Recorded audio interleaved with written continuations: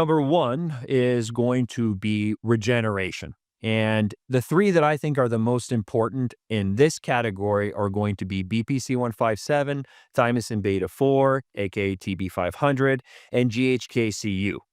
So we'll start with BPC-157, which stands for body protecting compound. It's derived already from a naturally occurring amino acid that is already inside of our gut. And some of the major things the BPC-157 does is it promotes new blood vessel growth. It's called angiogenesis.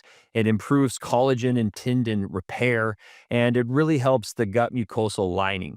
So when I think about BPC, I think gut issues, I think tendon repair. Also, it helps with pain and pain reduction. So someone that is suffering through GI discomfort or someone who needs a little oomph right after they've had surgeries.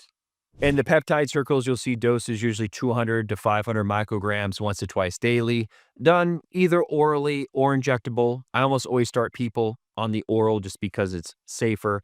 And these are often cycled, 4 weeks, 12 weeks is kind of that happy medium. There are people who have like Crohn's and colitis that are on this continuously. And again, this is somewhat experimental, so be very safe. Next, thymosin beta-4. This is actually an immunopeptide. And usually I explain to people, when you sprain your ankle and you have inflammation, what's going on is your body, your brain, you're releasing cytokines, goes to your brain, stem cells go down to the area to help with regeneration. Your thymus is in your neck, and that has these immunomodulators. It actually increases actin regulation and cell migration, which this is really going to help the area of damage. Now, a slight nuance, we have thymosin beta-4, and you can cut out a sequence of that called TB-500. And TB-500 is a snip out of thymosin beta-4. And the benefits that we're looking for as far as regeneration going is going to be mostly in that snip. And when I think about TB-500, I think more systemic regeneration as far as muscle, tendons, ligaments, neurologically, cardiac issues.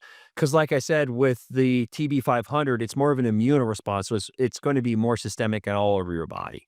And the dosing, again, ranges as low as 500 micrograms, upwards to 2 to 5 milligrams a couple times a week. Just depends on the protocol that you pin down with your practitioner.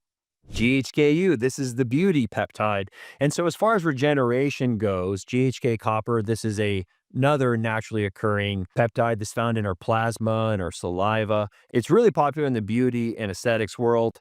GHK is really important for collagen synthesis. So we think, tendons and ligaments, but also tightening of the skin, hair density and regrowth, and overall wound healing.